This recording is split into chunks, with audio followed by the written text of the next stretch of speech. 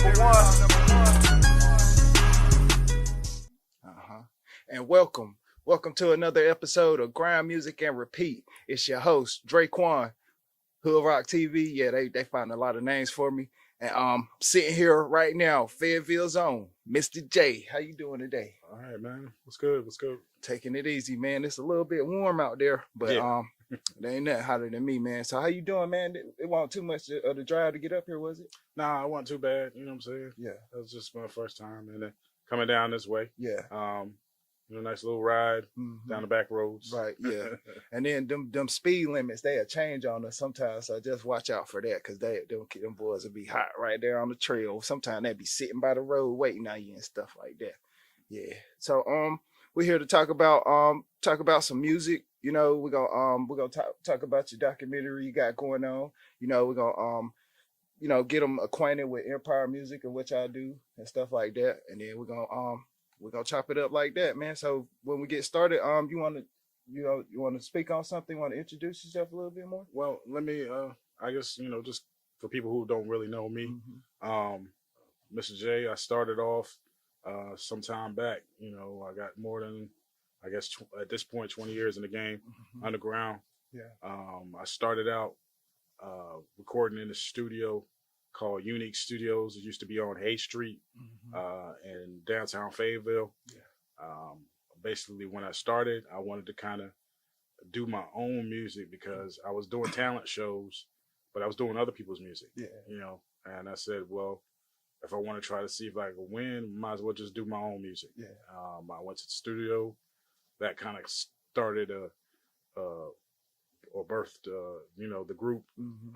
At the time, it was called the Omega Clan. Omega Clan. It was myself, my brother, Prince Imperial, a cat named Mike Brown, a homeboy from high school. He went by Kid Chaos, and that's how we started. Yeah. So we started going into the studio and making music, and basically it grew because we started doing talent shows around the town. Yeah. We tried to do at different schools and stuff like that. Started to get a little bit of buzz. Ended up trying to work with the radio station, 99.1 at the time. Yeah. And but they had other ideas for what they wanted us to be, or the kind of group they wanted. They wanted a little bit more clean kiddie group. We were all kind of, preteens and teenagers at the time. We were just like, we were on our own thing. Yeah. So basically, we started trying to, do other things that didn't really work out as much. It got us basically like a chance to get an East West record showcase at the time. Okay. But we had other people kind of delving in our pockets, kind of taking from our folks who were supporting us at the time. Yeah. And it just kind of turned everything upside down. People kind of went their own separate ways after a while. But before that happened, we did get a distribution deal that came through Warner Brothers. But we didn't really know what that meant. We didn't know, exactly how that was supposed to happen and how that was supposed to work out. And benefit y'all. And benefit us at the time because we were kids. Yeah. But through all that kind of turmoil and different managers and different people trying to pull us in this way or that way, that made me want to go off to college and learn about the business. Yeah. So I did that. I went off to college, learned about business, put a couple shows together, called the Underground Experience. Underground Experience. That was kind of the first iteration, the first usage of that branding. Yeah. And then I came back home, and we were, trying to start up again, but we basically changed the name of the group. The group is, basically evolved into the Empire. It was, myself, my brother, and Speak No E, who was basically a part of the larger Omega Clan group. Yeah. And he became part of that, and we met one more person through him because he was in the Air Force. we met Speak No E. I think I said Speak No E, but Shout fifth out to letter, him. fifth letter. Yeah. We through fifth letter we met Speak No E through the Air Force. Yeah. And we basically before we met him, we had our first group album called NCC Records Presents The Empire. That was in one of the last standing mom and pop shops at the time, Paradise. Our name was on the marquee. We were out there trying to push that album. 7 years later, we get Speak No E on the first album, the second album for The Empire. Yeah. But the first album for him, The Dark Ages. Ooh, okay.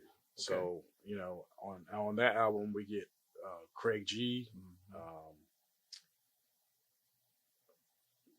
MC Search, and Isis from X Clan on a song called Message to Hip Hop.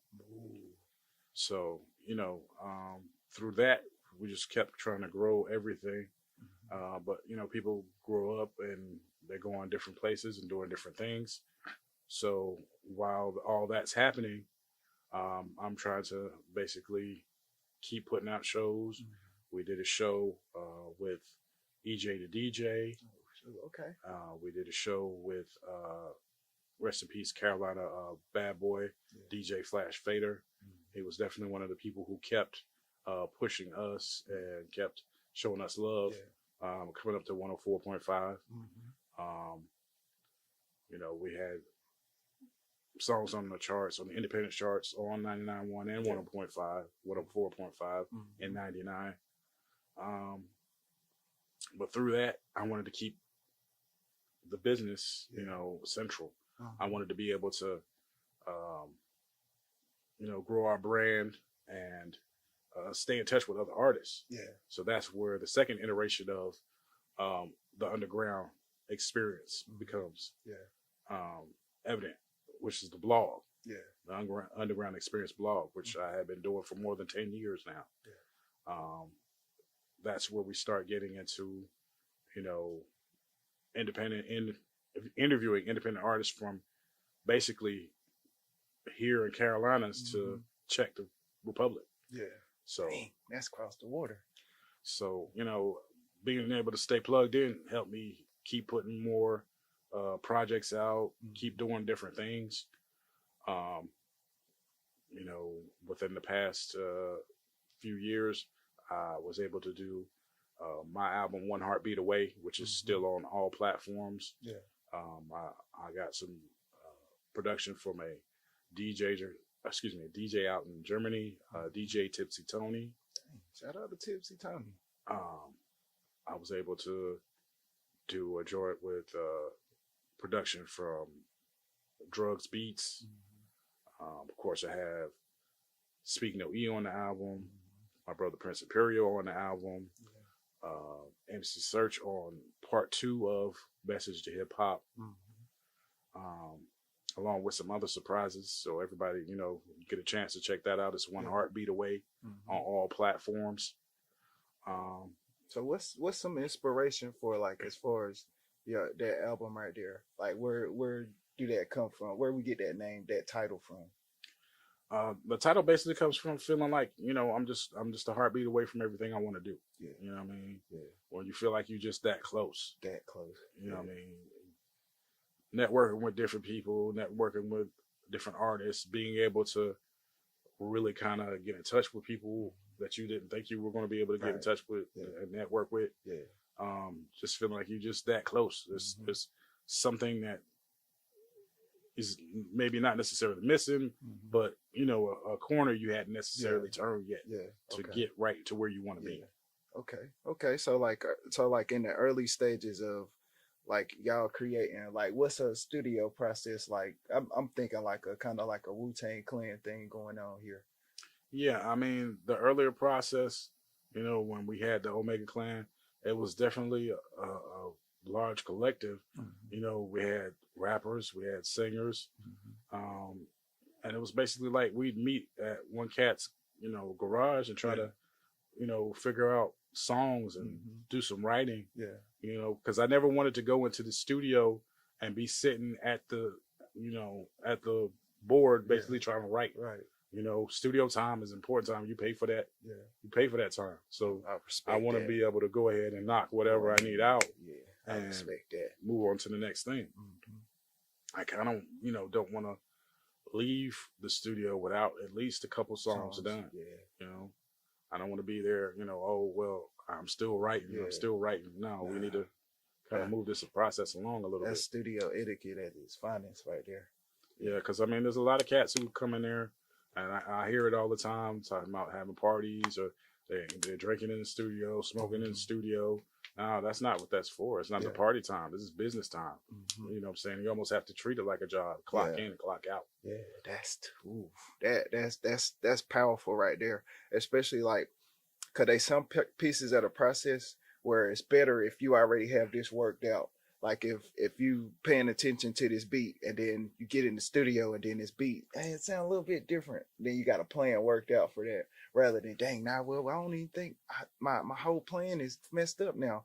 Now I got to redo something on the fly.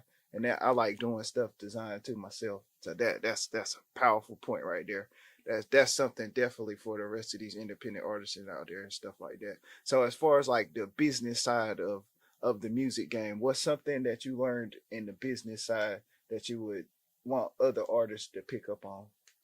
Definitely cross all your I's and dot all your T's, making sure that you're where you're supposed to be when you're supposed to be there. You know, if at all possible. You know, early. Sometimes it doesn't work out that way, but I try to do that the best of my ability. Yeah. Definitely try to continue to network with people. Yeah. You know what I mean? I always try to network with people. I say, you know, everybody doesn't know everything, but everybody knows something. Yeah. So, you know, I'm trying to always learn. I'm never, you know, closed-minded or closed-eared to what certain people have to say or what they have going on. Yeah. Because even though they may do things one way and I may do it a completely different way, I may be, you know, able to take something from how their process works. That's powerful. That's powerful. So we talk about the underground experience. You spoke a little bit about like the stages of development, but like what's something that where you found motivation into bringing that to life? Basically starting, you know, doing this documentary. Kind of came from cats. I'll just go ahead and shout them out. Cats like Barry Williams, Tef Illuminati, Cayenne the Lion King. They were doing movies here. Yeah. You know what I'm saying?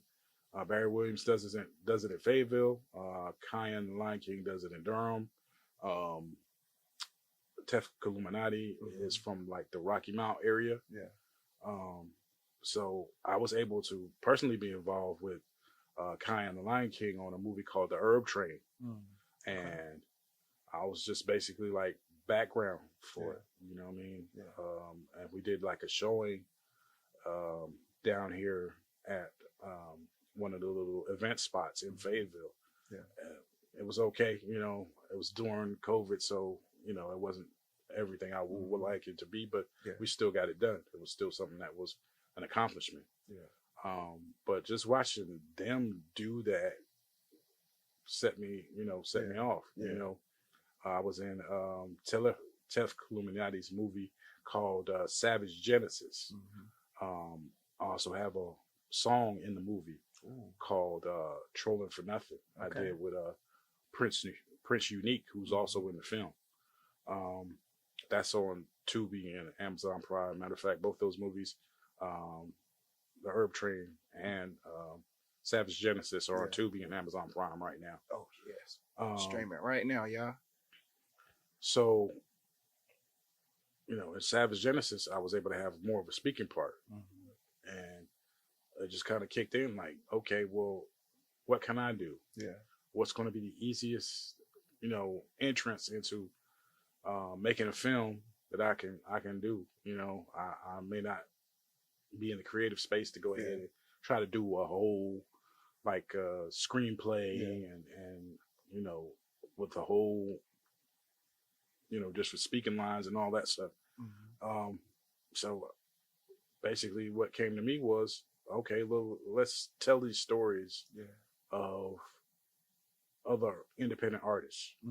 And it was kind of a celebration of my blog, The Underground Experience, and the show at the same time, because it had been 10 years, you know, me doing that. So started that up and just really started reaching out to different artists to kind of, you know, let me sit down with you, let me chop it up with you, tell your story, tell how you got started, you know, big up some of the people that are doing it now who, you know, weren't doing it when you first started, and talk about the people who you kind of interacted with. You know, I figured it was big. The biggest part of that is showing love to other people. Because there's a lot of, you know, beefing going around, a lot of, you know, oh, this person's doing that, that person's doing this, some hate and some jealousy, you know. Let's kill all that and let's talk about, you know, the best parts of starting this game, the best parts of the scene, the best parts of artists in this state and what they are doing and what they kind of provided and the foundation they provided for other artists coming up. That's extremely positive right there, because I see, like, especially in today's climate, like some people, they could congratulate you and sometimes like that, but sometimes it don't really be because if they really want to, it'll be kind of like out of spite and stuff like that. So like moving around like certain situations like that and then still trying to stay motivated, like what's some of your key sources of motivation? That's just, you know, good music. Good music. When I hear people do, you know, good things, I'm like, you know, I wish I was a part of that. I wish I was, you know, or how do I have my version of that? You know what I'm saying? What about what they were saying, you know, resonates with me specifically? What about, you know, what they were saying? What did they miss that I could say? You know, and flush that out even more. That's amazing right there. And instead of just being like mad that somebody else did something that you wanted to do, you just find a way to incorporate yourself into something that you know, like kind of create a template, but at the same time still showing that respect to them. Definitely. That's powerful. That's powerful. So as far as like the website, like how long the website been up? The website's probably been up probably going 12 years now. This iteration of it's probably up maybe 3 or 4 years, because I had to change it up. We kind of moved it from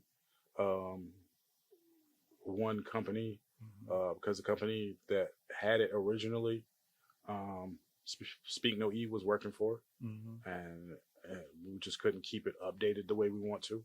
So now it's with AIT, and we have it updated kind of on a regular basis. As far as, you know, me putting content up on it, from interviews to the blog, you know, the blog interviews with independent artists that I'm still doing. So, you know, a lot of it is just trying to keep expanding it. What else can I put on the website? What else can I do to draw traffic to what we're doing? Me and Paul Masson, who's on the podcast that we do kind of on a regular basis now. What's the name of that? Live from Fayettenam. We talked to Supreme Elohim, who was a artist with a group called the Representatives. They were with Duck Down Records. Basically, we're talking about, you know, artists being content creators. I kind of differed on that a little bit, because I feel like, we're creating content, but you can't just be specifically a content creator. You know what I mean? You still have to have quality music. That's the reason why you're drawing people there. So what made you change your mind a little bit? I just feel like, you know, you got to balance it out. You know what I mean? What I do want to create content, but it's still a tie-in with the music. It's still, you know, the main reason why I'm doing this. So you would say, like, thinking about initially thinking about a content creator, that's like, oh, you think I'm a social media influencer or something, but it's really like where we're just creating different visions and different things that go along with our art and our music. Yeah. Okay. Okay. It's just kind of a building blocks. Yeah. You know what I mean? It's representative of what first got you started. Mm-hmm. You know? Yeah. Because you don't want to create content for content's sake. Yeah. You don't want to create music for music's sake. Mm-hmm. You know what I'm saying? You're trying to create value mm-hmm. when you're creating music, when you're creating art. You're trying to create value that outlasts you. Yeah. So it's kind of like playing the long game, like what? Because I feel like they certain songs you could just make anytime, but then they certain songs where if you create them in a certain kind of real kind of place, like from the mind and the heart, a little piece of that soul too, it can last, you know what I'm saying, rather than just, oh, it was just a little blip on the map. But now I'll think about a song we could go back and like from the 60s, the 70s, or the 80s that's still kind of relevant in these kind of times like that. That's how I see definitely. Yeah. I mean, your art's got to, it's got to have something to it. Mm-hmm. There's a lot of songs out now. I don't know if people will play them in 20 years. Yeah, that's mean, if it doesn't have anything to it, like I said, we was talking about that last night. Mm-hmm. It's a timestamp. Mm-hmm. You know what I'm saying? When you hear good music and good songs or good movies, and even good comedians or good actors, and they have a piece of something, you know where you were when you saw it. Timeless. You know where you were when you heard it. Yeah. You know what I mean? You know when and what joke, sets you in a certain mood at a certain time. Yeah. And you and your friends keep telling that same joke that you heard from a certain comedian. Yeah. So, I mean, art is a timestamp. Yeah. Yeah. I got a good friend, my brother, shout out to TY. He one of his sayings is like art imitates life and life imitates art. That's what his thing is. So with the Fayettenam podcast, let's shout out to that real quick. What's some of the like some of the topics or the range that y'all discuss on there? Now we've been getting some artists on there. Like I said, we had Supreme the Elohim. Yeah. We've had Larry Williams. Mm-hmm. He did I Love You. Yeah. That was kind of sampled several different times. He's like a classic R&B singer. Yeah. We had DJ Chuck T on, and we basically talked about business and the business of making hits and why people weren't as big as they say they are, they think they are. Yeah. Talked about basically the radio business as a whole. We had Barry Benson on. Okay. He was a radio personality and a record executive. And basically we talked to him about the history of West Coast hip hop because he was there kind of, at the beginnings of it getting played and things like that. And basically what we try to stick to was, music related topics. We kind of expound from that. We've talked about AI. We talked about the different beefs. We've talked about, different music and listings of, how timeless we think certain things are. And just, Spotify, is it fair? The streaming breaks down. Just a whole lot of different topics, musically related. And we try to expand on that and try to, shed light on some of the unsung MCs and the unsung artists and the unsung people behind the scenes. That's respect. I respect that to the fullest. That's powerful. Right there. And then y'all talked about making hits. You think they are a certain formula to making a hit, or is it a certain kind of time, a certain demographic you speak to, a certain kind of rhythm? What you think about like a hit? Well, first let me ask your definition of a hit first. I think that'd be better. Well, a hit is just something that becomes popular. Everybody likes what it is. It definitely climbs the charts. It's in heavy rotation. To me, I think the formula for a hit, it depends on what you're trying to do. Mm-hmm. Whether you're trying to do something that's commercial Mm-hmm.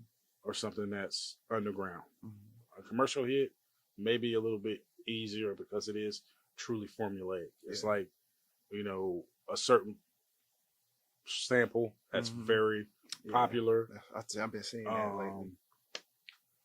It's a certain, formula as far as keeping it very simple lyrically. Yeah. And just basically, a lot of it's been dance related. Mm-hmm. Trying to figure out, how to do some of this other stuff, some of the things that have gone on. Mm-hmm. You thought you would never see, as far as like things that would be acceptable. Yeah. Like Sexy Red, you never thought those lyrics would be acceptable. I think it's more like it's just a certain demographic that kind of themselves to it, and then they pick up on it. But then as far as like from a like a hip hop like rap kind of section, I think it would be more along the lines of like how much of this is real, how much of this is relatable.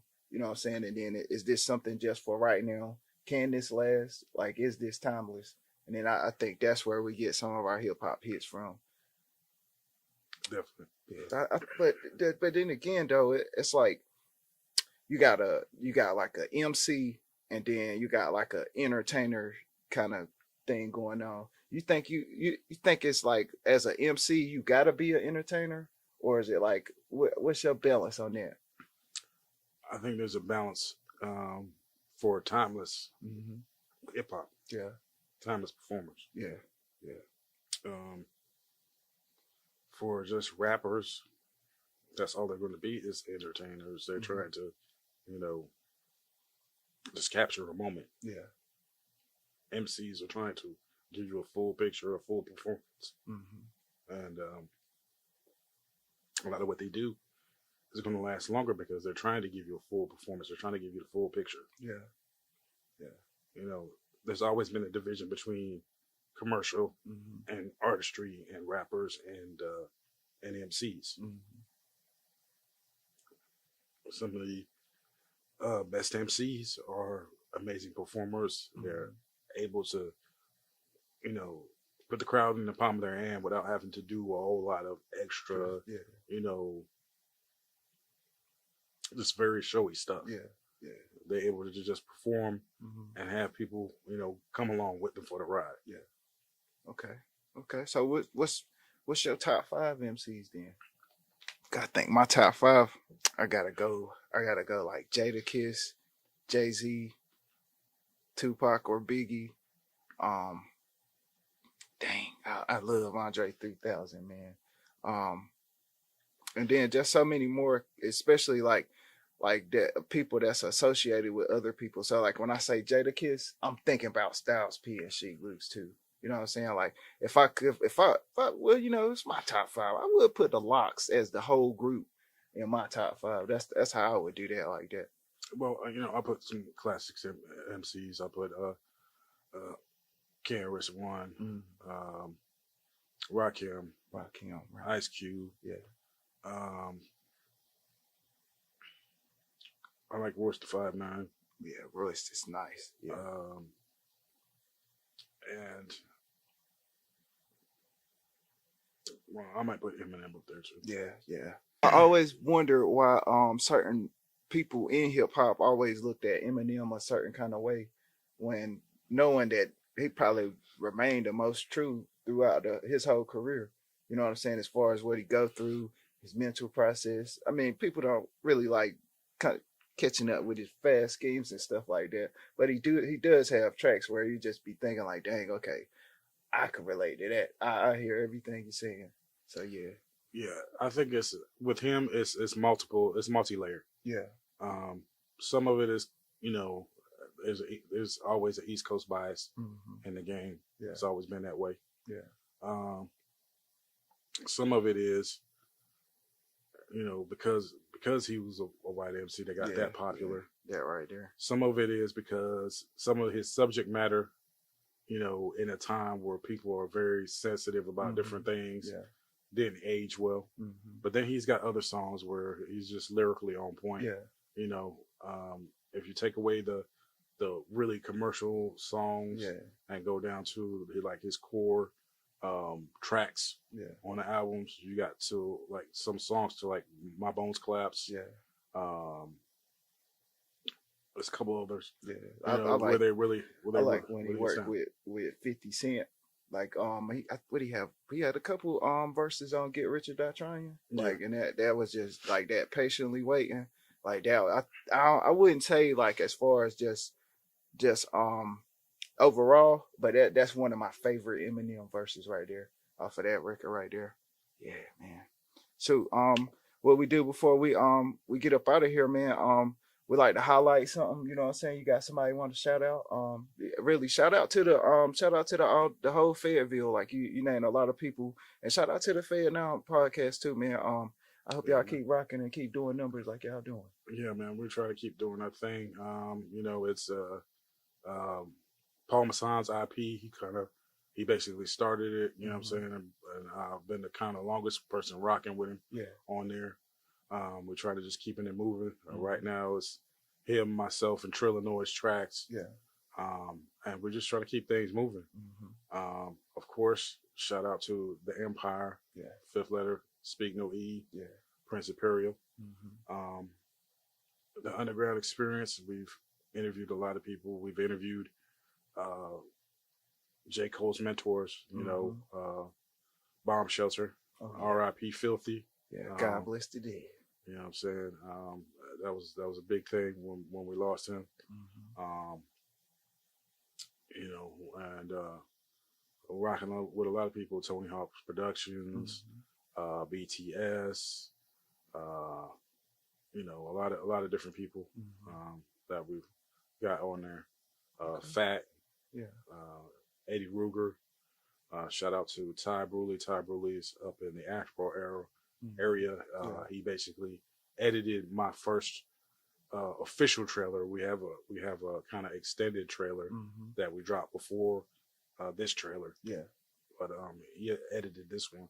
So shout out to him for doing that, and we still got some more stuff coming. Okay. So what we got coming up next? You want to promote the Underground documentary? Like I said, Underground Experience.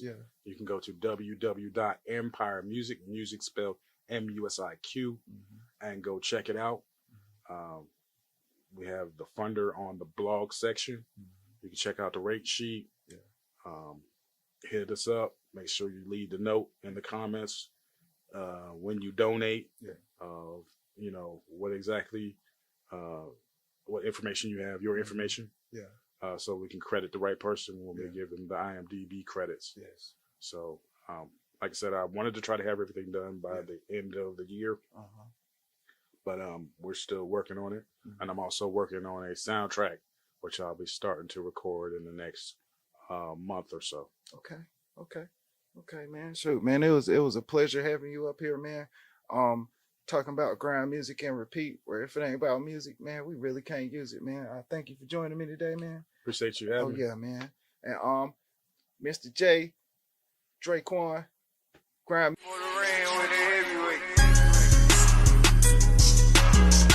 World Series Law #1.